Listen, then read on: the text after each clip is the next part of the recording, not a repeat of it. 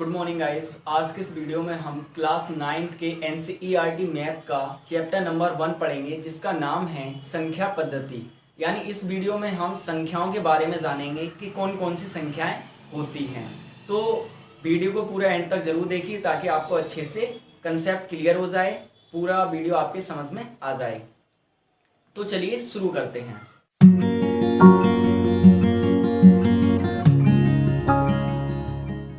तो देखिए, सबसे पहले हम बात करते हैं प्राकृतिक संख्याओं की। तो प्राकृतिक संख्याएं कौन सी होती हैं? प्राकृतिक संख्याओं को हम इंग्लिश में नेचुरल नंबर कहते हैं और इन्हें हम कैपिटल N से निरूपित करते हैं। और 1 से अनंत तक की सभी संख्याएं प्राकृतिक संख्याएं कहलाती हैं। जैसे 1, 2, 3, 4, 5, 6 ये 1 से अनंत तक की सभी संख्याएं क्या कहलाती हैं? प्राकृतिक संख्याएं कहलाती हैं। सेकंड नंबर पर हम बात करते हैं पूर्ण संख्याओं की। तो पूर्ण संख्याएं क्या होती हैं? पूर्ण संख्याओं को हम इंग्लिश में होल नंबर्स कहते हैं और इसे हम कैपिटल W से निरूपित करते हैं। 0 से अनंत तक की सभी संख्याएं पूर्ण संख्याएं कहलाती हैं। यानी प्राकृतिक संख्याओं में यदि 0 को और शामिल कर लिया जाए तो हमारी पूर्ण संख्याएं बन जाती हैं। जैसे 0, 1, 2, 3, 4, 5, 6 0 से अनंत तक की सभी संख्याएं पूर्ण संख्याएं कहलाती हैं। ओके, नेक्स्ट हम बात करते हैं पूर्णांक की। तो पूर्णांक क्या होते हैं? पूर्णांक को इंग्लिश में हम इंटीजर बोलते हैं और इसे हम कैपिटल Z से निरूपित करते हैं। ठीक है, सभी पूर्ण संख्याओं और ऋणात्मक संख्याओं के समूह को पूर्णांक कहते हैं। यानी पूर्ण संख्याओं में यदि हम ऋणात्मक संख्याओं को भी मिला दें तो पूर्णांक बन जाते हैं। ठीक है, जैसे एक साइड आपके 0, 1, 2, 3, 4, 5 ये पूर्ण संख्याएं होती हैं और आपके लेफ्ट हैंड साइड -1, -2, -3 ये सभी संख्याएं होती हैं। ठीक है, तो सभी ऋणात्मक संख्याओं और पूर्ण संख्याओं के समूह को पूर्णांक कहते हैं। ओके, अब नेक्स्ट बात करते हैं हम अभाज्य संख्याओं की। तो अभाज्य संख्याएं क्या होती हैं? अभाज्य संख्याओं को हम इंग्लिश में प्राइम नंबर्स कहते हैं और अभाज्य संख्याएं एक से बड़ी वे प्राकृतिक संख्याएं होती हैं जो एक और स्वयं के अलावा किसी और से विभाजित नहीं होती हैं। जैसे 2, 3, 5, 7, 11 यानी एक और स्वयं के अलावा किसी और से विभाजित न हो, ऐसी संख्याएं अभाज्य संख्याएं कहलाती हैं। नेक्स्ट हम बात करते हैं भाज्य संख्याओं की। तो भाज्य संख्याएं क्या होती हैं? ऐसी प्राकृतिक संख्याएं, एक से बड़ी ऐसी प्राकृतिक संख्याएं जो एक और स्वयं के अलावा किसी और से भी विभाजित हो जाएं, ऐसी संख्याएं भाज्य संख्याएं कहलाती हैं। जैसे 4, 6, 8, 9, 10, 12, 14, 15 यानी एक और स्वयं के अलावा किसी और से भी विभाजित हो जाएं, ऐसी संख्याएं भाज्य संख्याएं कहलाएंगी। और सबसे छोटी भाज्य संख्या 4 होती है। ठीक है, ये सबसे ज्यादा क्वेश्चन पूछ लिया जाता है कि सबसे छोटी भाज्य संख्या कौन सी है। तो सबसे छोटी भाज्य संख्या होती है 4। ओके, अब जैसे आप देखेंगे 3 एक से विभाजित है और स्वयं से विभाजित है लेकिन किसी और से विभाजित नहीं है, इसलिए ये भाज्य संख्या नहीं होगी।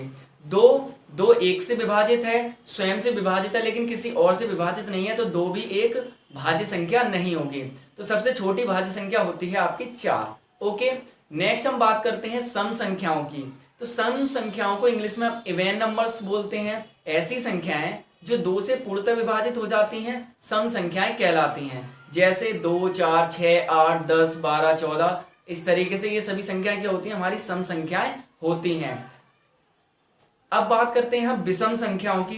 तो विषम संख्याएं क्या होती हैं? तो ऐसी संख्याएं जो 2 से पूर्णतः विभाजित न हो, विषम संख्याएं कहलाती हैं। जैसे 1, 3, 5, 7, 9 इस तरीके की ये सभी संख्याएं कहलाती हैं, विषम संख्याएं कहलाती हैं।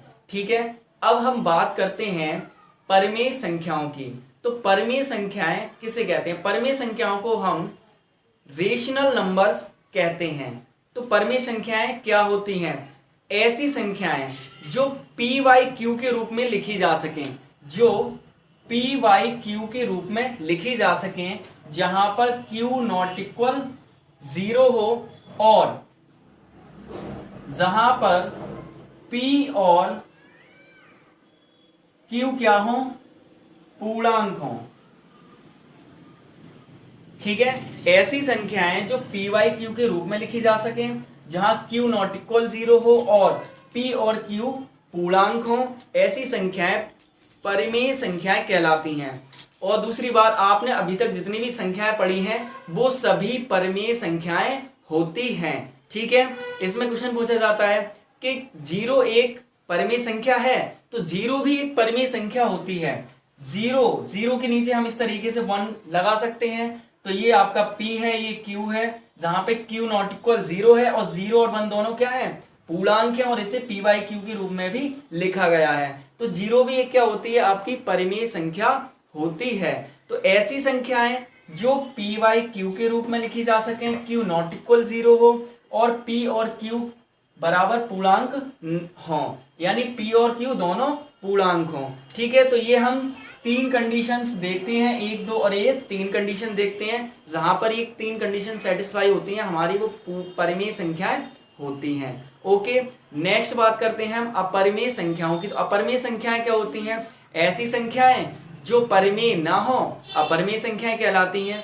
ठीक है, जैसे √2, √3, ठीक है, √5, ये सभी क्या होती हैं, हमारी अपरिमेय संख्याएं होती हैं।